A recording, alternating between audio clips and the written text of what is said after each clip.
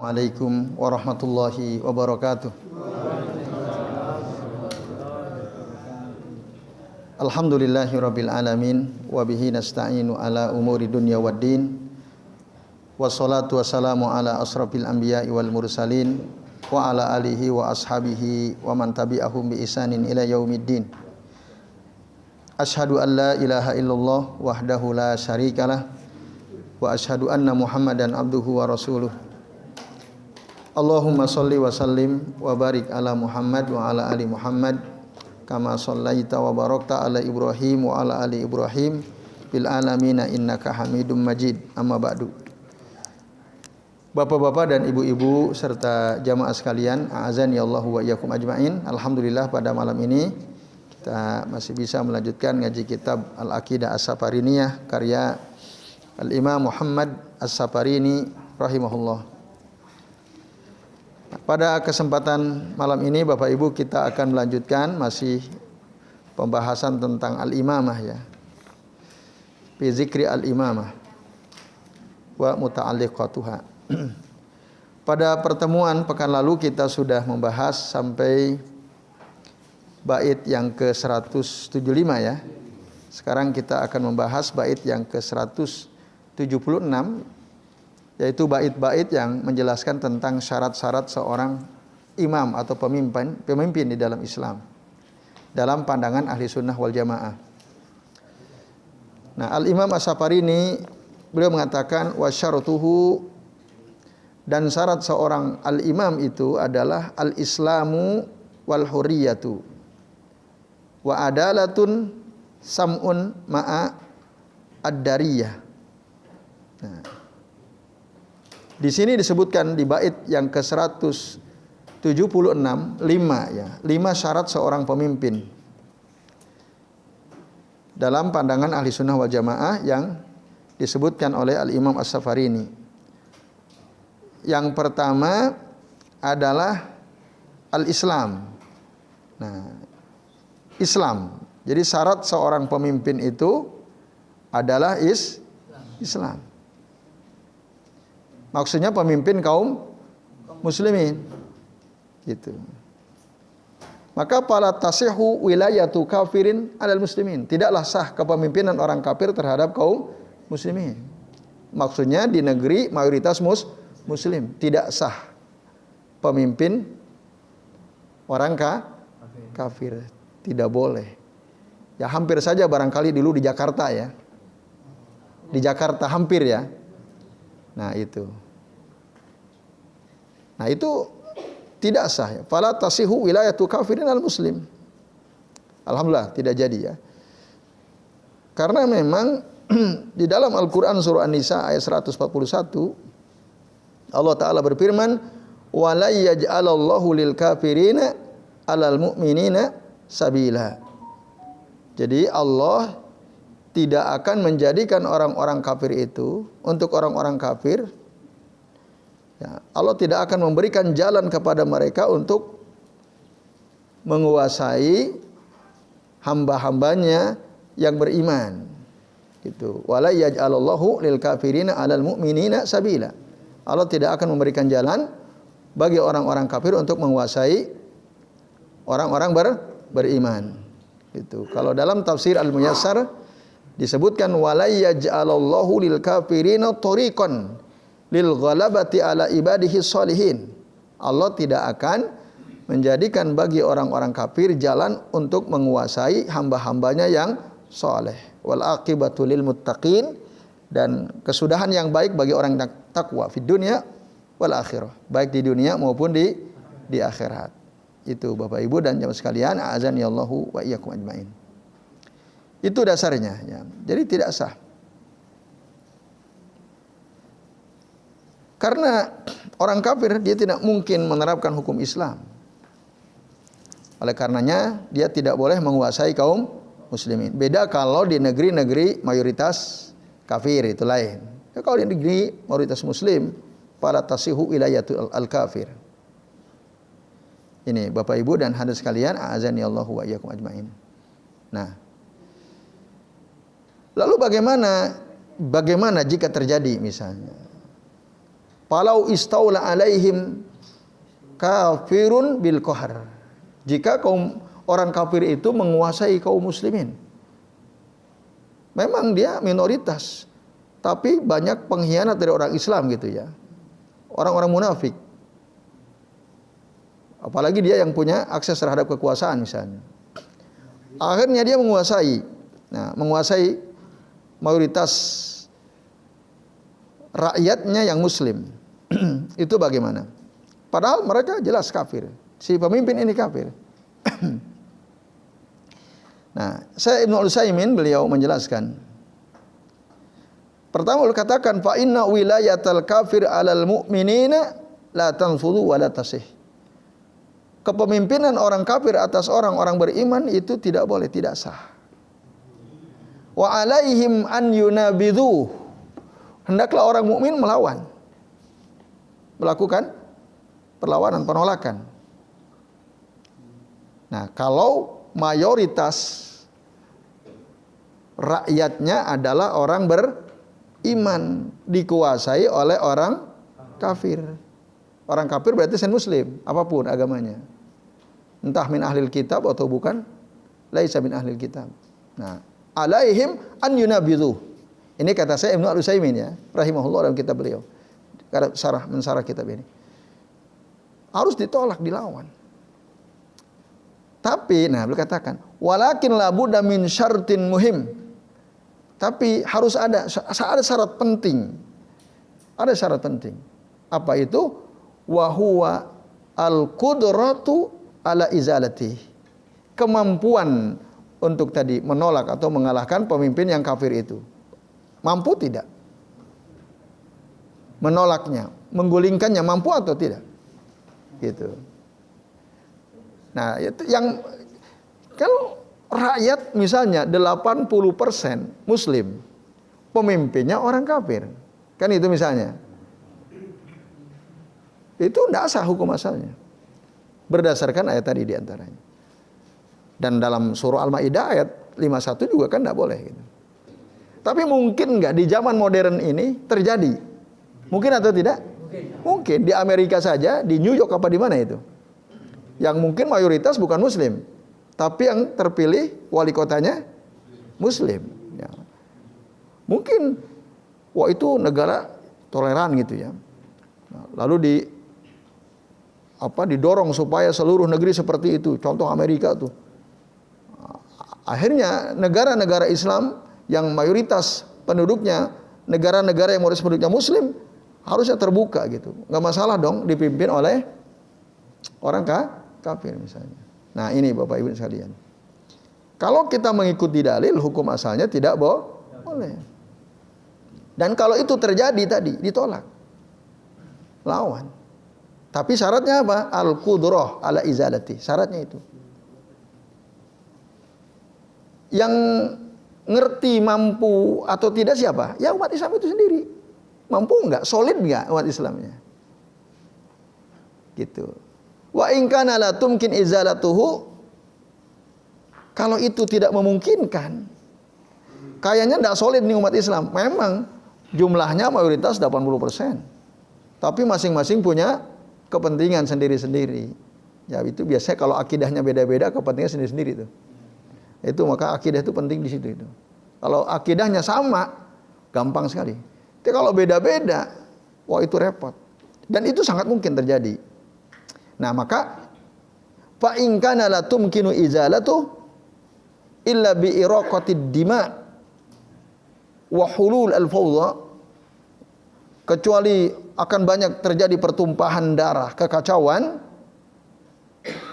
Setelah dianalisa, dibaca, wah secara politis nggak mungkin, secara dukungan nggak mungkin.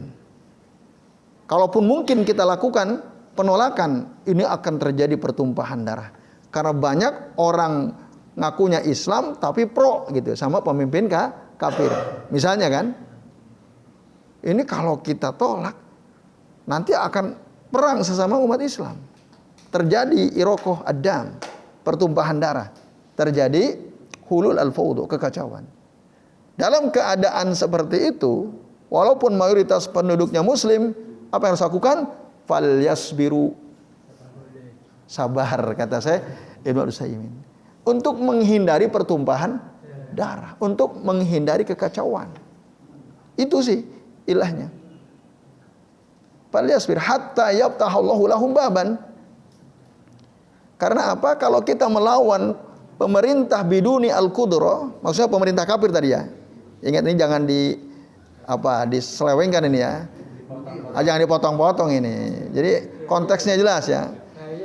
Bahaya ini. Munabadatu al-hakim. Al-hakim di sini maksudnya al-imam al-kafir biduni al-qudrati ala izalati, tanpa ada kemampuan untuk menghilangkannya. La yastafidu minha an-nas illa as-sar wal fasad wat tanazu.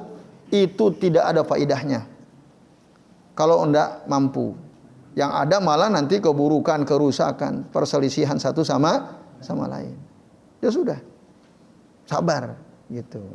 Nah ini, karena kemungkinan ini bisa saja terjadi. Itu Bapak Ibu dan hadirin sekalian, azanillahu wa iyyakum ajmain. Jadi hukum asalnya dia harus seorang muslim. Pemimpin kaum muslimin harus seorang muslim. Fala yubahu al-kafir. Orang kafir tidak boleh. Itu kata saya Shalih bin Fauzan ya, fala yubahu lil kafir. Orang kafir tidak boleh menjadi pemimpin kaum muslimin. Yang kedua tadi disebutkan al-huriyah. Orang merdeka. Itu. An yakunal imamu hurran. Hendaknya seorang pemimpin itu orang merdeka. Amma al-mamluk fala yasluhu lil imamah. Adapun budak, seorang budak maka dia tidak pantas ya, tidak bisa menjadi seorang pemimpin. Li'annahu mahbusun ala masalihi sayyidih. Karena dia terikat oleh kemaslahatan tuannya. Jadi dia enggak independen ya. Dia terikat oleh tuannya, maka tidak mungkin Bapak Ibu dan hadirin sekalian, a'azanillahu wa iyyakum ajmain. Kecuali kalau ada mungkin dia dulu mantan budak, tapi banyak pendukungnya, lalu bisa merebut kekuasaan, nah itu lain lagi. Jadi di awal maka tidak boleh seorang budak menjadi pemimpin. Fala budda minal hurriyah. Bal la budda min kamali al-hurriyah wala yashu ayyakuna. Al-mub'idu imaman. Jadi dia harus betul-betul sempurna kemerdekaannya. Kalau tidak sempurna, dia tidak boleh menjadi seorang pemimpin. Itu Bapak Ibu dan jemaah sekalian. Itu syarat yang kedua. Merdeka, orang merdeka, bukan budak ya. Kalau sekarang berarti semua orang merdeka ya. Yang ketiga adalah apa itu adalah? Adalah itu Bapak Ibu sekalian, artinya kalau menurut keterangan dari Syekh Ibnu Utsaimin, hiya al-adl, yaitu keadilan.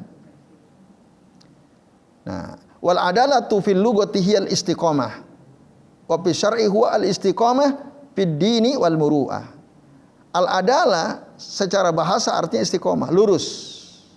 Sementara dalam istilah syariat makna al-adalah adalah al-istiqamah fid dini wal muru'ah, lurus dalam agama maupun dalam kehormatan di dirinya. Itu. Yaitu siapa? An yakuna muaddiyan lil faraid mujtaniban lil kabair. Orang yang senantiasa melakukan apa yang fardu, yang diwajibkan atas dia. Ya. Diwajibkan oleh Allah Subhanahu wa taala atas dirinya sebagai seorang hamba. Dia lakukan, dia salat 5 waktu, dia puasa Ramadan. Itu orang adil. Dia orang kaya menunaikan zakatnya. Itu yang disebut adalah istiqamah fid din wal muru'ah. Wa mujtaniban lil kabair, dan menjauhi dosa-dosa besar. Dia bukan pezina, dia bukan perampok, dia bukan pembunuh. Itu. Dia menjauhi dosa-dosa besar. Itu syaratnya yang ketiga. Jadi zu muru'atin minal karam was saja'ah. Jadi punya kehormatan, punya keberanian. Ya, itu Bapak sekalian. Kalau dia tidak lurus, orangnya, baik dalam agama maupun dalam kehormatan dirinya, nah, fa innahu la yajuzu an yuwaliya. Maka dia tidak boleh menjadi pemimpin. Itu Bapak Ibu dan hadirin sekalian, a'azani Allahu wa iyyakum ajmain. Kalau dia orang fasik, nggak boleh jadi pemimpin. Banyak berbuat maksiat, istahar bainan nas gitu ya. Dia masyhur di tengah-tengah manusia, ini ahlul maksiyah. Nah, ya melakukan dosa-dosa besar. Nah, itu di awal dia tidak boleh dipilih ya menjadi pemimpin indal ikhtiyar, ketika kita harus memilih misalnya. Kemarin kita udah bahas ya, yang harusnya memilih pemimpin siapa? Ahlul apa? Yang seharusnya memilih pemimpin siapa? Ahlul halli wal aqd. Yang dulu di era Orde Baru ya. Itu terjadi kan, ahlul hal wal anggota dewan MPR lah. Itu ketika mereka memilih harusnya adalah untuk jadi pemimpin orang yang adalah tadi adil dalam arti apa? Istiqamah, lurus biddin wal muru'ah. Itu maksudnya Bapak Ibu dan hadirin sekalian, a'azani Allah wa iyyakum. Termasuk wa huwal mustaqimu ala taatillahi azza wajalla, lurus dalam taat kepada Allah azza wajalla.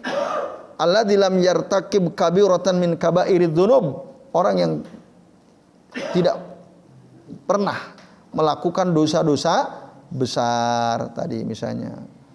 Wow, dulu dia pezina, sekarang nyalon jadi pemimpin, tadi presiden misalnya. Wah, itu jangan. Oh, dulu dia perampok, suka bunuh orang, pilih jadi pemimpin. Ah, itu jangan. Jangan dipilih. Indal ikhtiyar. Tapi, nah, kalau ternyata, apalagi jika cara memilihnya seluruh rakyat milih, demokrasi, tidak ada beda antara orang berilmu dengan orang jahil, antara kiai dengan maling gitu ya, dengan preman gitu kan, suaranya kan sama kan. Nah, kalau model pemilihan umum seluruh rakyat memilih sama. Nah, antara profesor dengan dengan yang bukan profesor lah gitu ya, nilainya sama. Nah, sangat mungkin tidak terjadi pemimpin yang terpilih ternyata ya bukan pemimpin yang istiqomah, bukan yang lurus. Mungkin nggak? Sangat mungkin terjadi. Udah terbukti apa belum? Nah, di mana itu ya? Di negeri Konoha barangkali ya. Nah, ini Bapak Ibu dan sekalian. Nah, itu artinya kalau sudah terjadi, nah, itu bagaimana? Kalau di awal sih pas pemilihan ya jangan. Karena itu syartun lil ibtida gitu. Tapi kalau misalnya sudah terpilih karena dia punya power dan seterusnya, dengan kefasikannya, dengan perbuatan ya, kalau suka nipu itu dosa besar nggak itu ya? Suka bohong itu dosa besar bukan itu ya? Dosa besar ya? Nah, tapi kalau sudah terjadi, nah itu Bapak Ibu dan sekalian, ya ditaati udah, selama dia tidak menyuruh kita untuk berbuat maksiat gitu. Nah ini, jadi fal adalatu huna syaratul lil ibtida, yakni indama nuridu an nunsiba imaman. Di awal saat kita mau mengangkat pemimpin, fala budda an yakuna adalan au mustaqiman fi dinihi, mustaqiman fi muru'atihi. Tapi tadi kalau sudah ya sama seperti orang kafir tadi. Nah ini bos sekalian. Itu syarat yang keberapa? 3. Yang keempat, sam'un. Sam'un itu bisa mendengar. Telinganya normal, tidak tuli. Jadi an yakuna sami'an hada indal ikhtiyar. la yakhtaruna asam li'annahu la yasma'u masakilan nas. Jangan memilih pemimpin yang tuli karena dia tidak bisa mendengar masalah-masalah rakyatnya nanti. Yang bisa mendengar aja bisa tuli. Ya atau tidak? Yang bisa mendengar aja bisa nggak peduli maksudnya. Apalagi yang tidak bisa mendengar. Maka jangan memilih pemimpin yang tuli. Bapak Ibu dan hadirin sekalian, a'azanillahu wa iyyakum ajmain. Tapi apabila waktu dipilih normal, tapi setelah terpilih karena satu kecelakaan misalnya, karena sakit misalnya, akhirnya tidak bisa mendengar, itu bagaimana? Nah, harusnya beliau mengundurkan diri, ganti yang lain. Tapi kalau nggak mau, ya orang-orang dekatnya tentu saja. Ya, nah, itu yang repot. Kalau orang-orang dekatnya rusak, repot itu. Nah, ini Ibu sekalian. Tapi di awal harus dipilih orang yang bisa mendengar itu sekalian. Nah, kemudian Bapak Ibu dan hadirin sekalian, a'azanillahu wa iyyakum ajmain, itu syarat keempat. Yang kelima apa? Nah, ad-dariyah. Ya. Ad-dariyah. Apa itu dariyah? Dariyah itu artinya cerdas. Jadi dia harus orang yang cerdas. Jangan pelangak-pelongo. Ya, apa itu pelangak-pelongo? Saya enggak. Harus ya, pemimpin itu harus orang yang cerdas. Indal ikhtiar, di awal waktu dipilih itu harus orang yang cerdas. Karena kalau tidak cerdas, bagaimana bisa menyelesaikan masalah-masalah rakyat yang banyak itu, Bapak Ibu dan sekalian. Karena tanggung jawab seorang pemimpin itu sangat besar, gitu. Dia harus ngerti masalah politik, ya. Dia harus ngerti keadaan banyak hal. Bisa mengelola, mengorganisir, ya, mampu menyampaikan ide, gagasan dan seterusnya untuk kemaslahatan yang tidak diingkari oleh syariat. Nah, lawan kata daripada ad-dariyah adalah al-mughaffilul ghabi. Ini orang bodoh, ya, orang bodoh. Nah, maka fala yansibu imaman, dia tidak boleh diangkat menjadi pemimpin. Itu Bapak sekalian, a'azanillahu wa iyyakum ajmain. Ini Isa sudah? Oke.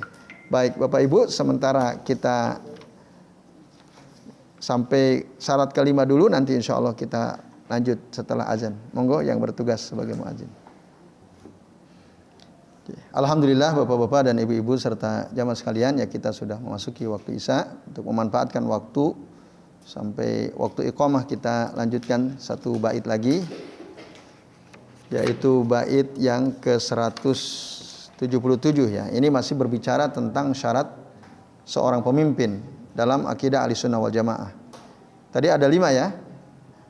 Kemudian wa ayyakuna min Quraisyin. Nah, hendaklah pemimpin itu syarat ke-6-nya adalah dari suku Quraisy. Dari suku Quraisy. Nah, ini di masa-masa awal Islam. Makanya para khulafa ar-rasyidun al-mahdiyun, Abu Bakar As-Siddiq, Umar ibn Khattab, Utsman bin Affan, Ali bin Abi Thalib, semuanya Quraisy. Di masa-masa awal. Karena juga memang berdasarkan beberapa dalil ya. Di dalam kitabnya Syekh Shalih bin Fauzan disebutkan an yakuna min Quraisy idza kana fihi salahiyah wa fihi maziyah annahu min Quraisy. Jika orang Quraisy itu dia punya yang salahiyah, kebaikan, fihi maziyah, dia punya kelebihan. Annahu min Quraisy.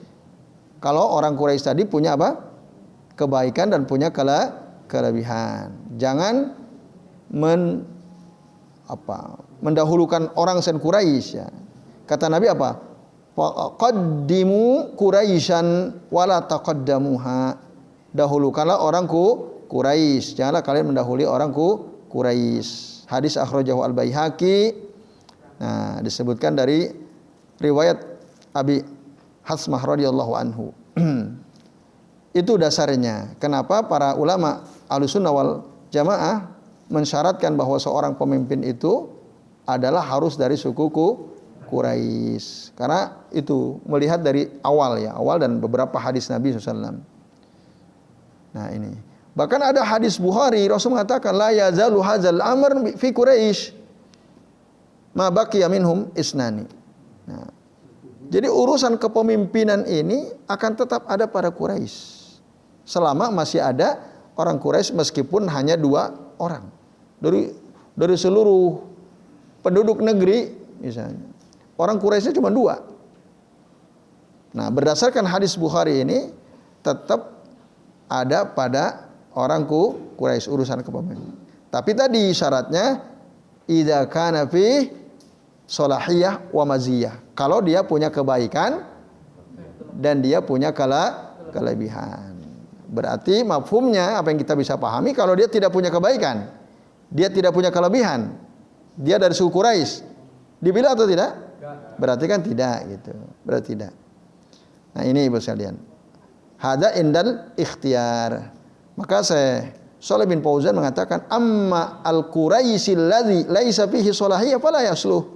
Orang Quraisy yang tidak punya kebaikan tidak pantas jadi pemimpin. Gitu. Nah, siapa yang dimaksud Quraisy? Yang dimaksud Quraisy itu adalah orang dari keturunan Fihr bin Malik bin Kinanah. Pamakana Fahriyan fahuwa Quraisy. Selama dari keturunan Fahr, dia itu bangsa Quraisy. Yang di atasnya bukan bangsa Quraisy. Nah, Syekh Ibnu Al-Utsaimin ketika beliau membahas masalah ini, nah beliau katakan ini syaratun fil ibtida. Ini adalah syarat di awal ya, ketika akan memilih pemimpin. Harus dahulukan orang Quraisy gitu. Nah, itu Bapak sekalian. Tapi tadi diklirkan oleh Syekh Shalih bin Fauzan ya. Harus punya kebaikan dan punya kelebihan. Syekh Shalih bin Fauzan clear, beliau menjelaskan ada syaratnya. Dia Quraisy cuman dia harus punya kebaikan, harus punya kelebihan. Track record mungkin bahasa sekarangnya ya. Itu yang keberapa berarti? Keenam. Yang ketujuh aliman. Harus orang berilmu. Nah, Bapak Ibu dan sekalian, a'azanillahu wa iyyakum ajma'in. Nah, kalau menurut keterangan Syekh Ibnu Utsaimin, wal murad bil ilmi huna al ilmu bi ahwali al khilafati wa ma tatlubuhul khilafah. Nah, ini keterangan dari Syekh Ibnu Utsaimin. Yang dimaksud berilmu itu maksudnya orang yang punya ilmu tentang masalah kepemimpinan, masalah kekhilafahan dan apa saja konsekuensi daripada pemimpin itu. Dia harus ngerti itu. Lalu, saya Ibnu Utsaimin memberikan catatan. Fala yustaratu an yakuna aliman bi syar'i. Bukanlah syarat dia harus berilmu tentang ilmu-ilmu syariat. Ini kata saya Ibnu Utsaimin ya. Nah, tetapi wa in kana ilmuhu bi syar'i akmal. Tapi kalau dia orang yang ngerti ilmu syariat, tentu saja ini lebih sempurna. Seperti para khulafa ar-rasyidun dulu. Abu Bakar, Umar, Utsman. Ini kan orang-orang yang ngerti ilmu syariat. Didahulukan. Karena nanti pemimpin itu jadi imam besar ya. Nah, tapi tadi saya Ibnu Utsaimin mengatakan tidak disyaratkan gitu ya. Lakinnahu laisa bisyartin kata beliau. Tapi kalau dia ngerti tentang bagaimana mengelola negara, bagaimana memanage, mengorganisir negara dan seterusnya. Nah, itu harus gitu. Dia harus ngerti. Harus paham, harus alim tadi. Nah, ini Bapak Ibu dan hadirin sekalian, a'azanillahu wa iyyakum ajmain. Nah, itu terkait ilmu tadi ya. Jadi, tapi yang tentu yang terbaik kalau dia ngerti masalah organisasi, dia ngerti masalah ilmu-ilmu syariat. Fahadha akmal, ini lebih sempurna. Maka Bapak Ibu, kita harus berusaha juga ngerti masalah organisasi gitu. Jangan sampai nggak penting lah organisasi, nggak penting manajemen. Enggak, itu penting. Ya, politik nggak penting. Penting. Karena tadi di mana dibutuhkan kan kita udah ngerti. Coba kalau umat Islam nggak pada ngerti, apa yang terjadi? Susah dibohong.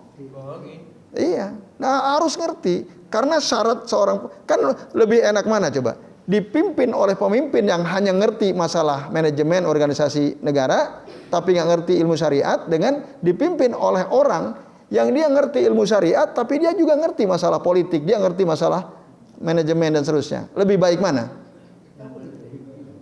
Yang pertama atau yang kedua? Yang kedua. Maka kita jangan antipati itu belajar masalah organisasi, manajemen, kenegaraan, politik. Ya itu, jangan anti politik. Ini Bapak sekalian. Harus paham gitu, harus paham. Nah, di mana nanti suatu saat ketika kesempatan ada, kan bagus sekali itu. Kalau pemimpinnya, sholatnya bagus, jadi imam bisa, gitu kan, hafal hadis-hadis Nabi, hafal Al-Quran, luar biasa. Nah itu Bapak sekalian. Nah itu jadi jangan antipati terhadap itu. Ya. Oke, walaupun memang pemimpin, kata tadi saya Ibnu Utsaimin, bukanlah syarat dia harus ngerti syariat gitu ya. Tapi lebih sempurna kalau dia ngerti. Nah ini Bapak sekalian. Itu syarat yang ke-7. Yang ke-8 mukallaf. Mukallaf itu artinya sudah balik dan berakal. Jadi orang normal lah, balik ya. Kalau umurnya 40 tahun udah balik belum? Ya udah ya. Berakal ya harus berakal. Cuman lihat undang-undang dulu. Kalau di undang-undangnya nggak boleh berarti jangan. Walaupun sudah bahkan mungkin belum 40 tahun ya.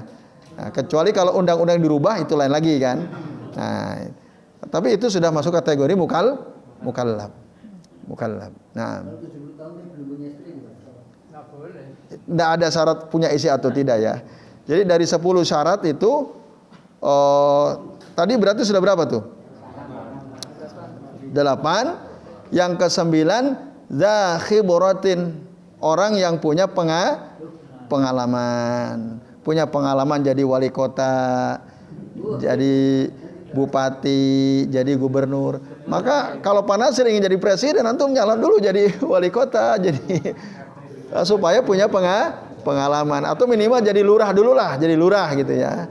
Nah itu kalau ada kesempatan itu jadi pengalaman bagaimana memanage masyarakat dan seterusnya. Karena menurut ya akidah Ahlussunnah wal Jamaah, seorang pemimpin itu harus dza khibratin, orang yang punya pengalaman. Itu penting. Nah itu Bapak Ibu sekalian.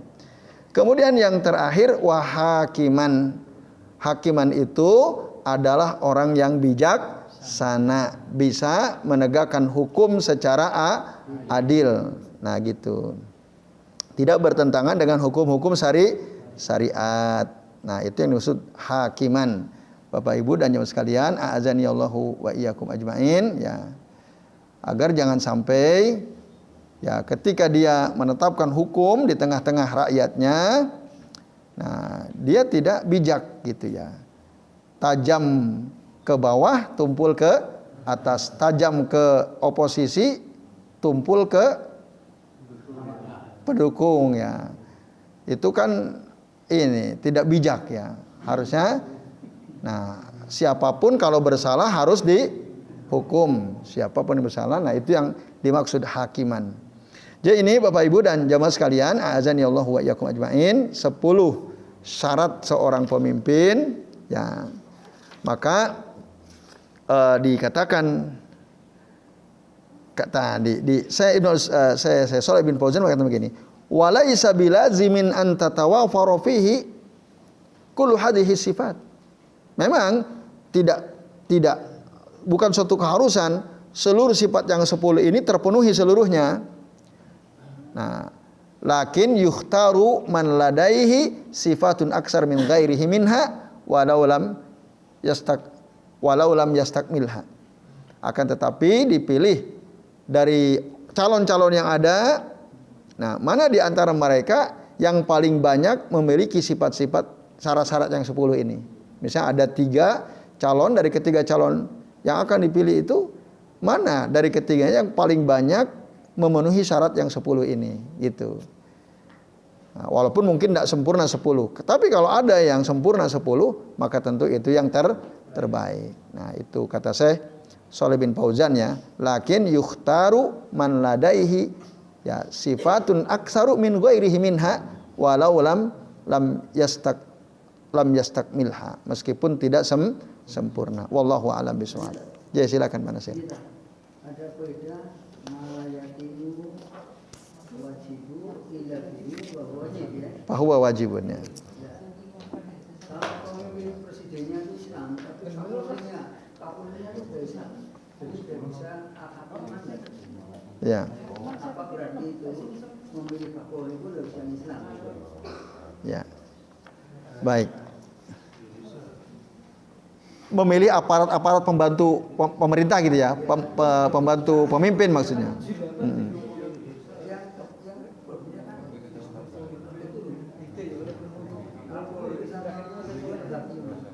Ya.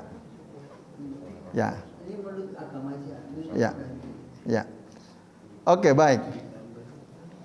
Bagaimana dengan para pembantu khalifah ya, para pembantu pemimpin, imam gitu ya? Apakah harus juga memenuhi syarat-syarat ini? Yang 10 ini? Nah, tadi sudah dijelaskan di bagian akhir oleh Syekh Shalih bin Fauzan. Ya, hafizallahu taala. Apa beliau katakan? Bukan suatu keharusan memang terpenuhi seluruh sifat-sifat ini, bukan suatu keharusan. Gitu. Tetapi tadi tentu saja apabila sempurna 10-nya terpenuhi, atau ya minimal banyaklah syarat-syarat dari 10 itu, misalnya dari para calon pembantu pemimpin, imam, presiden itu, dari 5 calon itu, siapa di antara mereka yang hampir memenuhi seluruh syarat yang 10 ini, maka pilihlah dia gitu. Jadi itu Pak Nasir. Nah, itu nanti hak prerogatif imam, khalifah berarti, untuk dia memilih siapa nih pejabat aparat yang antum sebut. Saya nggak nyebut ya, antum yang nyebut tadi ya. Nah, itu siapa yang pantas, ya itu hak prerogatif seorang presiden. Nah, tentu dia bisa minta masukan kepada yang lain-lain. Ini gimana nih? Nah, kira-kira bagus atau tidak seterusnya. Ya itu Pak Nasir. Bahkan kita udah bahas kan pada pertemuan sebelumnya. Seorang khalifah, seorang imam, bahkan dia bisa nggak menunjuk siapa yang akan jadi khalifah setelahnya? Bisa, gitu. Apalagi kalau hanya sekedar pembantunya kan. Nah, tentu beliau berpikir berdasarkan kemaslahatan. Jadi ya, itu. Tapi tadi seorang pemimpin harus hakiman, an yakuna hakiman, bijaksana. Tajam ke bawah, ya, supaya tidak seperti itu. Nah, itu tadi harus hakim itu, harus bijaksana. Jadi itu Pak Nasir. Wallahu a'lam bishawab. Jadi baik Bapak Ibu dan jamaah sekalian, sementara ini yang bisa kita bahas. Terima kasih atas perhatiannya. Mohon maaf apabila yang kami sampaikan ada kesalahan. Mari kita akhiri dengan doa kafaratul majlis. Subhanakallahumma wa bihamdika asyhadu an la ilaha illa anta astaghfiruka wa atubu ilaik. Wa sallallahu ala Muhammadin wa ala alihi wa sahbihi wa baraka wa sallama alaihim ajmain. Billahi taufiq wal hidayah. Wassalamu alaikum warahmatullahi wabarakatuh.